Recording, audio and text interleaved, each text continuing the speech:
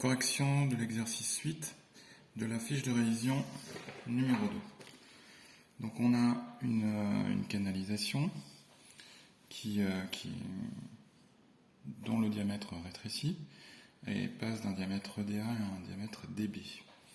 Les données fournies sont les diamètres, le débit de la solution d'acide acétique. Il s'agit d'un débit volumique puisque le débit est exprimé en kg par heure et la densité de cet acide acétique. Donc petit 1, on nous demande de calculer le débit volumique de la solution. Donc petit 1, notre inconnu est dV et on a à notre disposition dm égale donc 4530 kg par heure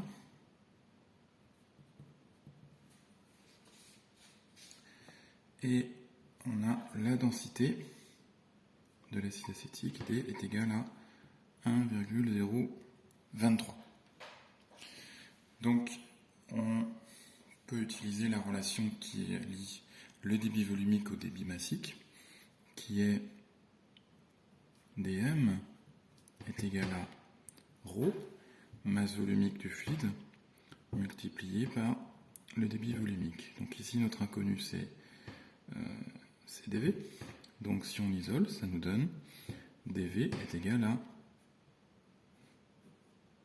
dm sur ρ. Donc dm est fourni, ρ n'est pas fourni, mais on peut le calculer à l'aide de la densité, puisqu'on sait que ρ de notre corps est égal à la densité de ce corps multiplié par la masse volumique de référence, qui est la masse volumique de l'eau. Autrement dit, ici on a une masse volumique qui vaut 1,023. La masse volumique de l'eau pure est de 1000 kg par mètre cube.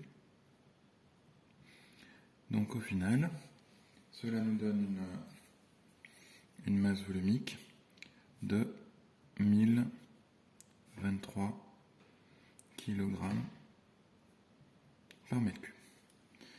Donc si on remplace les grandeurs par leur valeur dans la formule, ça nous donne dV est égal au débit massique, c'est-à-dire 4530 divisé par 1023. Donc si on fait le calcul, ça nous donne dV est égal à 4,4228. 4,4228.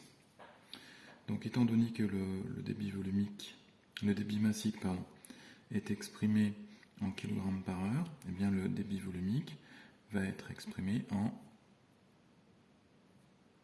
mètres cubes par heure.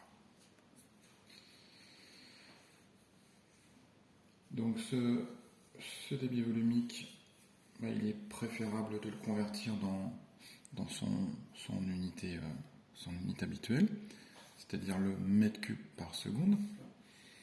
Donc comment faire pour faire la conversion? On sait qu'une heure comporte 3600 secondes, et par conséquent, si on souhaite passer un débit en mètre cube par heure, eh bien, pour passer en mètre cube par seconde, on va diviser par 3600.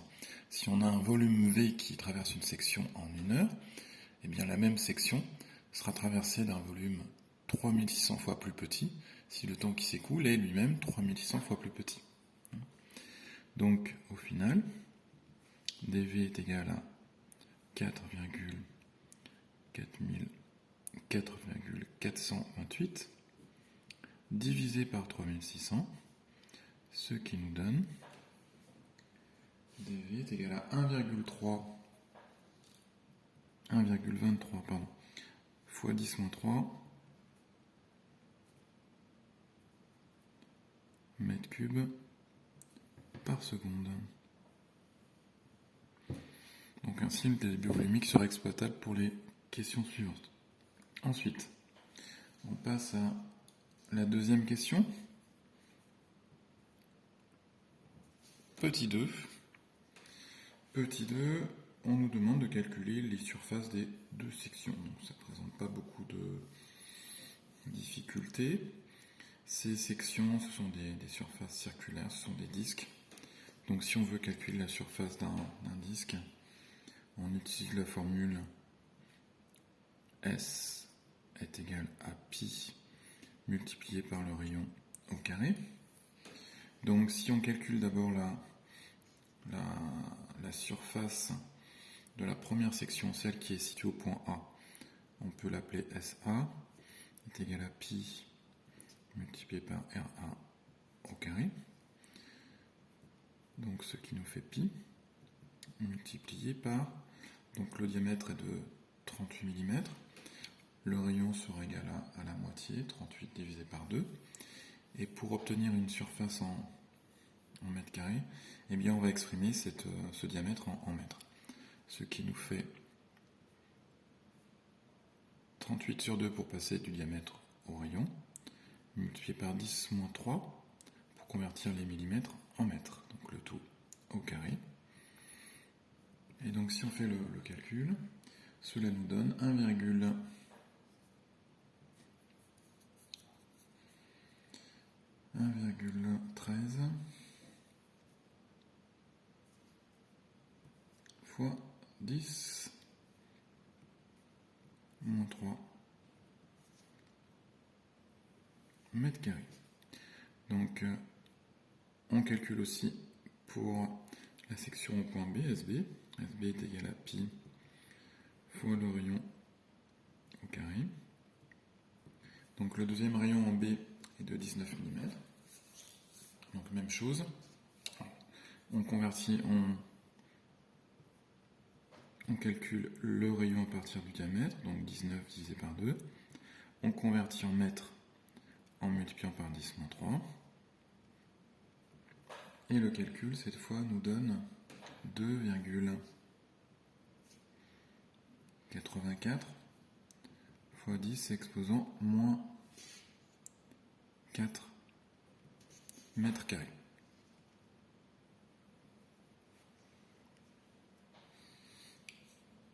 Ensuite,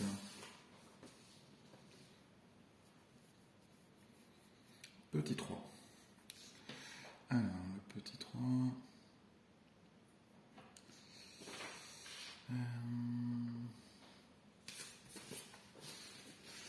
je vais le faire juste là.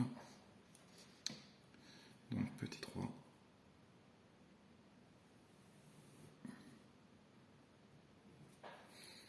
Petit 3, on nous demande de calculer la vitesse du liquide exprimée en mètres par seconde au niveau de la grande section, c'est-à-dire en A, et au niveau de la petite section, c'est-à-dire en B.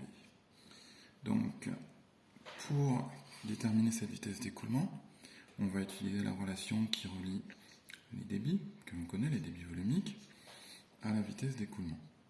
Donc on peut écrire d'une manière générale que dV, débit volumique, est égal à la section multiplié par la vitesse d'écoulement au niveau de cette section. Donc si on veut en tirer la vitesse d'écoulement, qui est notre inconnu, on va écrire petit v est égal à dv divisé par s.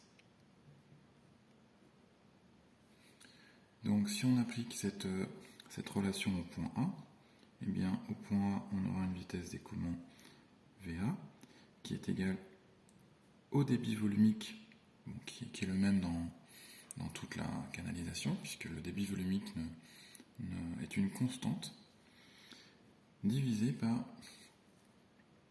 la section en A. Et donc, si on remplace, ça nous donne VA est égal au débit volumique 1,23 fois 10 moins 3 divisé par la section A qu'on a calculée juste ici, 1,13 fois 10 exposant moins 3. Donc on obtient une vitesse d'écoulement, VA est égale à 1,08 mètres par seconde. Même chose au point B. VB est égal à dV sur SB. Et donc ça nous donne VB est égal au débit volumique qui vaut toujours 1,23 fois 10 exposant moins 3 divisé par cette fois la section SB, c'est-à-dire 2,84 fois 10 exposant moins 4. Donc le calcul nous donne VB, cette fois, est égal à 4,33 mètres par seconde. Donc on a déterminé les deux vitesses d'écoulement. Et petit 4, on nous demande ce qu'on peut en conclure. Tout simplement que si on observe l'évolution de la vitesse d'écoulement, puisqu'on n'a que ça à analyser, eh bien cette vitesse d'écoulement augmente lorsqu'on passe de la grande section à la petite section.